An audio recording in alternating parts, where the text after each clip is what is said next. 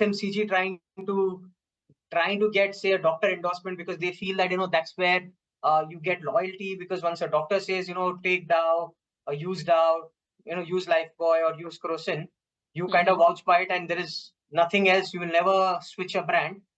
Pharma companies are trying to become, they want to make it more OTC, and it's a unique challenge that they face, because they want their medical credentials to also still be there. Me is, can you drive relevance for your brand, and can it be salient in the consumer's mind? And I feel all the models that come across these two, if you actually notice, all the models actually are looking at these two. How do you still be relevant to an audience? And I personally, as a marketeer, look up to this brand, Cadbury's, how they've kind of kept them still relevant today. Imagine a decade back, it's a category only consumed by kids, and that too, it's a restricted category. That's one big tick for the brand. It completely takes the brand credentials and helps get the recruitment of the consumer going very fast. So imagine you've gone to a dermat, and in the last visit, if the doctor says, okay, now that your treatment is over, but ensure that you...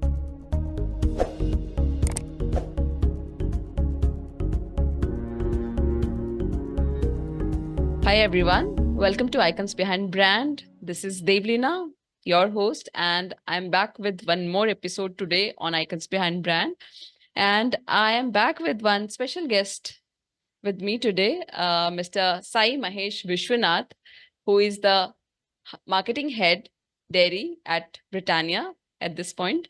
With over 16 years of experience, Sai Mahesh has worked with companies like Unilever, Kraft Heinz, and Britannia.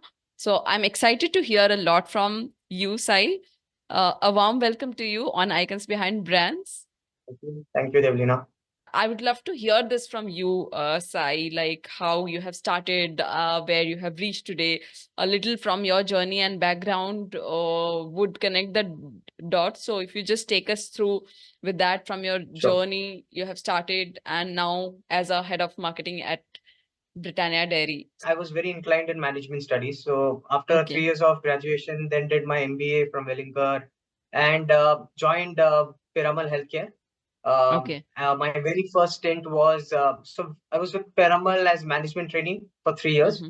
And my very first stint with them was ASM stint. And I feel that's one of the most enriching stint I had. So that was 2 years with Piramal as ASM. I started 6 months in Allahabad. Every day I have to meet 50 chemists taking orders for various products. And it was OTC products like Saridon, Lactocalamine, Ipel, etc. And then moved to Hyderabad, where I was shadowing an area manager to understand what is his day job. And finally was in Mysore, managing my own team, entire South Karnataka for 2 years. Finished my sales stint, came back, was working on a brand called Polycrol in marketing. It's an antacid brand. And in my career, it's always been FMCG and OTC, and again back to FMCG and OTC. That's been one journey. So then I got an opportunity with Unilever. So I spent close to 6.5 years with them. Worked on brands like Lifebuoy and Pureit. Then moved to Kraft Heinz, again one of the known FMCG MNCs. Worked on brands like Glucon-D and Nycil. Moved to Zydus, continued on the same brands, and then had a short stint with DRL, Dr. Reddy's, and then with Britannia for now close to 2 years. So a very interesting FMCG, OTC, FMCG experience, I should say. You must have, carried a lot of experience from one to another and another to, the one back. Okay. So I want to understand here, your transition from OTC marketing to FMCG are back again. Like, so if you can share some of the differences in, both these industries, which you have noticed as a marketer versus and some of the similarities as well. FMCG trying to get, say, a doctor endorsement because they feel that, that's where you get loyalty, because once a doctor says, take Dow or use Dow, use Lifebuoy or use Crocin, you kind of vouch by it and there is nothing else. You will never switch a brand because your doctor has told you. So an FMCG is always wanting to try and get that medical endorsement going. And then you have the other extreme where you have the pharma companies. Let's take example of, say, Crocin. Now, Crocin, ideally, if doctor is recommending, there is only X number of households who are buying it, because only when a doctor recommends, are you buying the product. But the moment it becomes over the counter, every household has it as a part of, their first aid kit, and suddenly your sales goes up. So pharma companies are trying to become, they want to make it more OTC, and it's a unique challenge that they face, because they want their medical credentials to also still be there. You see brands like Candid Talcum Powder, which is a prickly heat powder. You have Crocin, now Eno, Dolos, etc. of the world are transitioning from OTC to FMCG. And then I have had my stints in Unilever, where we are trying to work on Dow medical program, Lifebuoy medical program, and trying to get doctor endorsements, because we understand that that's one big tick for the brand. It completely takes the brand credentials and helps get the recruitment of the consumer going very fast. So imagine you've gone to a dermat, and in the last visit, if the doctor says, okay, now that your treatment is over, but ensure that you use a mild cleanser like Dow, that's it. You become a loyal consumer of Dow throughout. I don't need to reach you by TV ad. I don't need to communicate anything else, because your doctor has told you. So this two spectrum is always there, and there is always a strong pull from each other, where FMCG is trying to kind of tilt here, but not leave their volumes, because they are loved by everyone buys them. But every category has their own specialized products, and how I kind of move to this side. And then you have the pharma companies of the world who's trying to move the other side, because they want volumes again. The rules of marketing when it comes to OTC is pretty much same, because you can advertise. So unlike say a typical pharma company, where you are going to doctors and talking to them, and only when a doctor prescription is given is when you zone. Correct. So it's not that way. In this case, you do actually can market. So we made ads. You see, Crocin had ads. You had Eno ads. You still have Eno ads going on air. So the rules of marketing is similar. It's just that in the one element, say obviously if it is a nutraceuticals, or if you're talking about pharma company, you kind of tilt towards more problem solution. E.g. Saridon, again, a very well-known brand from. Now it is Bayer, but earlier it was with Piramal. So again, how do you talk about problem solution? Because you have to amplify the problem, and they had those creative devices of ambulance, or Glucon-D having sun sucker, etc.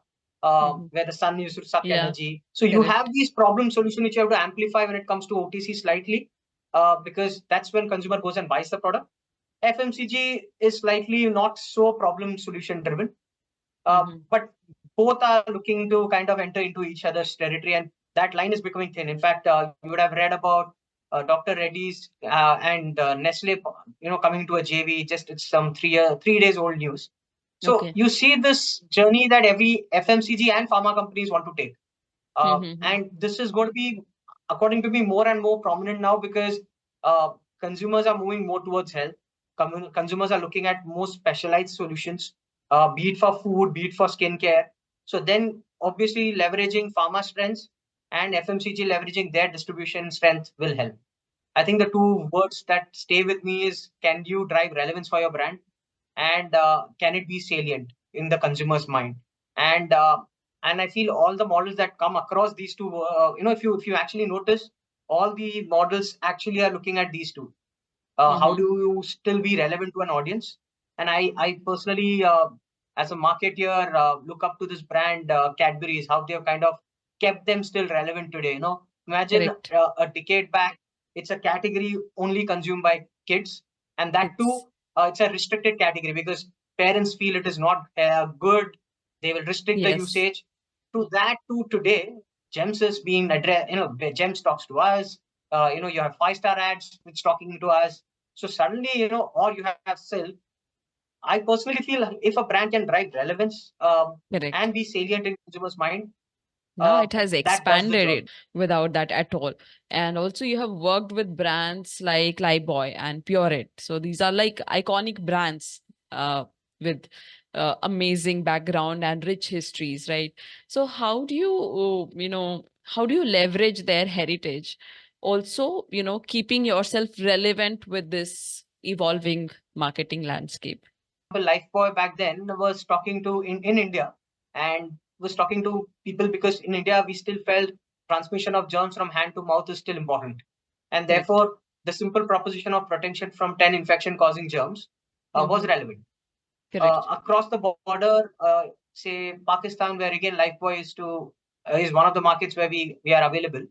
But there again, in that small country, you have all the big giants of germ protection brands, which is Dettol, Protex, and Safeguard, and Lifebuoy. Now, imagine with the clutter that the consumer there is exposed, and the information that is getting on germ protection as a category and cleansing as a category, their simple messaging of hand to mouth, pet dard is not going to work. So then your communication, you're talking to them about evolved germs, bird flu, swine flu, etc., and trying to say how simple hand washing can prevent them, or at least be the first line of defense. So, it's just across the border, but the various context of the consumer need still is same. The need of the consumer is not changing, because that also is something which I picked up during my Lifebuoy days, that the fundamental insight that we talk about when it comes to consumers stay, and it kind of cuts across geographies, ethnicities, cultures, because let's talk about, say, dirt is good. Now, dirt is good is relevant in India because every parents want their kid to kind of learn new things. And we all know that for that, you need to let kids be themselves. They need to kind of make their hands dirty. And in that, their clothes will also get dirty, and you have serve to take care of. But that kind of cut across, be it Brazil, Africa, or Middle East, or India, South Asia, everywhere it's relevant. Same is the case with Lifebuoy. Again, back then also, the incidence of germ protection, or when consumers think kids can fall ill a little more often, is also very simple. I mean, and there were some insights we had got back then, which was about 3 or 4 occasions that came up across geography, was when kids kind of go back to school. Be it whichever market, parents were worried that हाँ यार, we वापस they are going back to school, तो शायद बीमार पड़ेंगे. Or changing season, we ask, it is still relevant today. हम बोलते हैं यार मौसम बदल रहा है, and therefore you kind of feel you fall sick. Yeah, correct, and you're not feeling well. And festivals, because you indulge outside food. Now, this again was relevant across all the markets that Lifebuoy operates. And the beauty was how you kind of build campaigns around that. Now, rather than simply saying, I'm number one soap, I clean best, or I kill 90% germs, 99% germs, when a brand kind of becomes more relevant from a lens of saying, I know when you're thinking about me more often, or these are the tension points when you think about me more, and I'll be relevant there, or I'll be available there. And therefore, the communication were done that way. Or you are sensitive enough to understand that, okay, it's just across the border, but the same ad might not work. You might need to talk different language in a particular.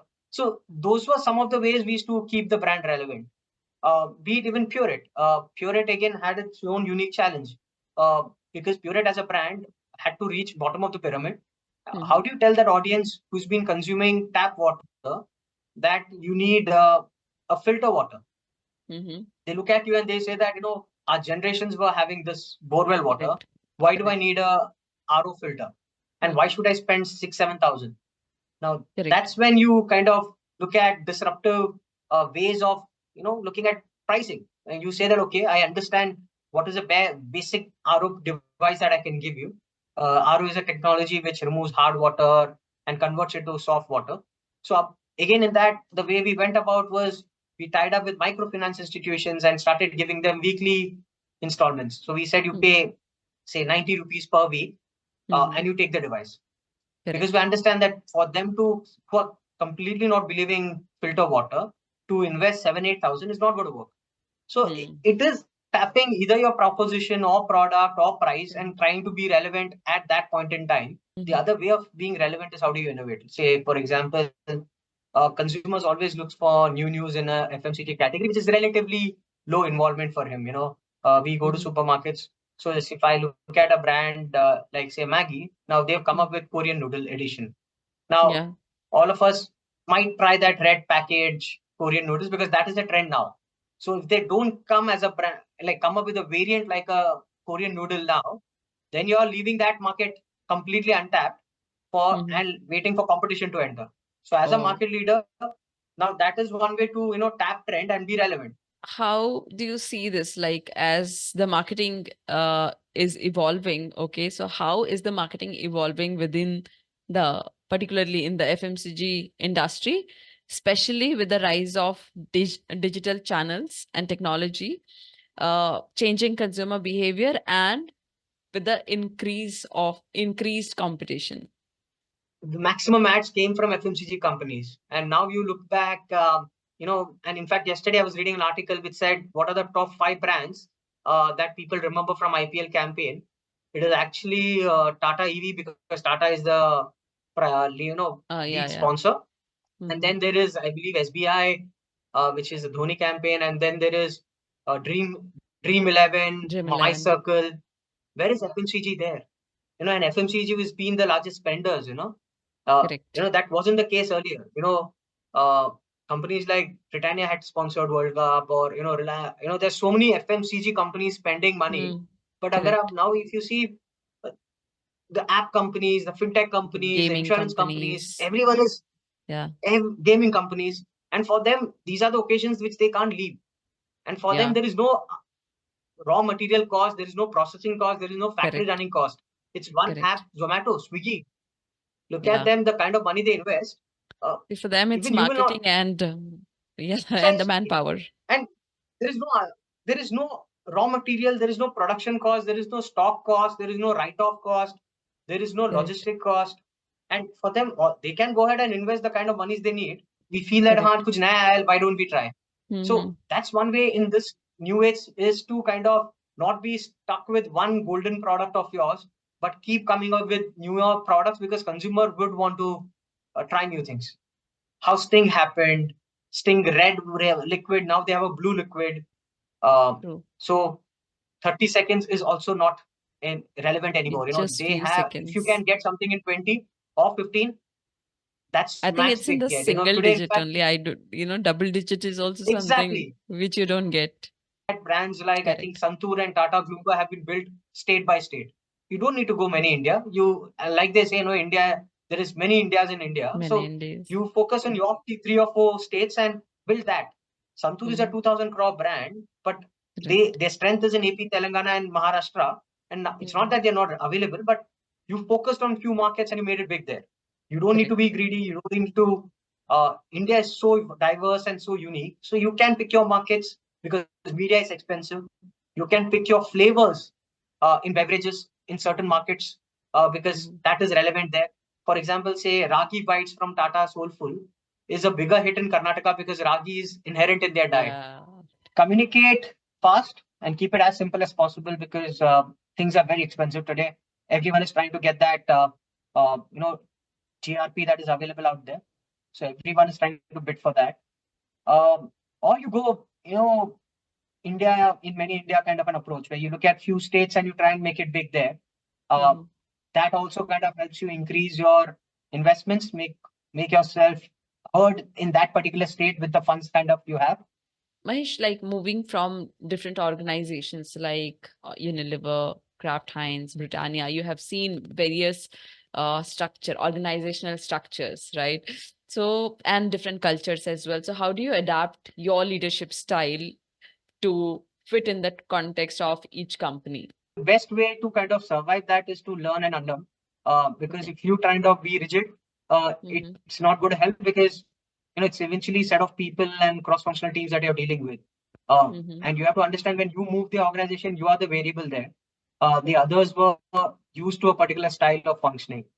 Mm-hmm. But that's never been that kind of challenging, because, like I said, the common purpose of meeting consumer need, profitably has been, uh, a common objective across organization. And uh, except for minor process change, it's not that difficult. Uh, and personally, for me, what drives me to work is, am I able to do some good marketing? Mm-hmm. Am I able to try something new? Am I trying to uh, drive the needle for the brand awareness? Mahesh, with this, we are moving towards a section called rapid fire round. So it's a Yeah. fun round, it's short, crisp, and it allows our viewers to know you as a person a little more. We spoke about your professional journey. Now we would love to know about you through this round. Yeah. So we need to answer either in one word or as minimum word as possible. It's a short, crisp round, right? Yeah. So Yeah. all set to start, right? Yes. Okay. So what has been your favorite age so far? My favorite age has been, my college days and my Unilever days. So, the 2025 has Okay. been the favorite age. What is your favorite work memory? My favorite work memory, I would say, is actually to one my days from Unilever, where uh, the whole international experience I got to travel to multiple countries, meet different type of people, different culture, different ethnicities, but still all of us working towards the same brand goal. What advice would you give to an employee on their first day of work? At least for the first few months, be like a sponge, absorb as much as you can. And second, please do have a point of view and ask questions. And Mahesh, if you could not work in this profession, what profession would you pursue? My first love was always movie marketing. It was Okay. an industry which was not uh, very established or professionally managed back then. But now I think with the OTTs of the world, things are very different. And the reason I feel movie marketing is or content marketing is so important is there is no second chance. All you have to do is imagine you have to build it up for that Friday. So Mahesh, now tell me when are you most productive? As an individual or as a leader or as a marketer, I'm most productive when I'm given that elbow room to function, when there is no fear of being judged, and when there's no too much of zooming in happening. What would you change about yourself? See, there's one thing that as a marketer we need to do more often, and I would also like to do is how do you trust your gut more? You would have heard multiple marketers telling you that there is that gut somewhere in you which tells you that this is right. Lovely. What advice would you give to your younger self? I would say just go out there, create memories with your friends. It need not be going to fancy places. It could be even simply catching up with friends and going for a bowling or watching a cricket match. But you know, just being in touch with people and enjoy that more often. I really want you to talk for us, our aspiring marketing leaders on their way up. What advice would you like to give them? When you come into the industry, a lot of things will keep evolving. So it is very important that you understand your basics well. Understand the current basics well. Understand the piece of marketing. Appreciate them. Do your sales stint, and just enjoy the process. Don't worry too much because marketing is anyway going to keep on evolving. So Correct. just pick up the good things from there. Automatically, the dots will get connected. So don't worry about am I going to make the best ads or am I getting the best brand to work on. It will all happen. It will all fall in place. You just focus on your fundamentals. It was wonderful talking to you. Thanks for being here and agreeing for this conversation on a Saturday afternoon, Mahesh. Thank you very much, Devleena. I think likewise, I enjoyed having this discussion because it just helped me reflect the journey, understand because when we were discussing is when you try and kind of put all of your learnings into a perspective because you never do that, right? You're always either weekends where you're busy with In your the stuff, moment. but correct. So it just helps you to pause and reflect and try and these questions are so relevant questions. And so thank you very much for having me and looking forward for such more interactions in future as well. So Lovely. thank you. Yeah, thank you for being here, Mahesh. I'm sure कि आपको ये video बहुत ही insightful and informative लगा होगा. Let us know in the comment section which part of the video you loved the most. हम ऐसे ही India के top business brand secrets आपके पास लाते रहते हैं. Please do not forget to subscribe our channel Icons Behind Brands. And that's all for today. I am Devleena Neogi signing off until next time.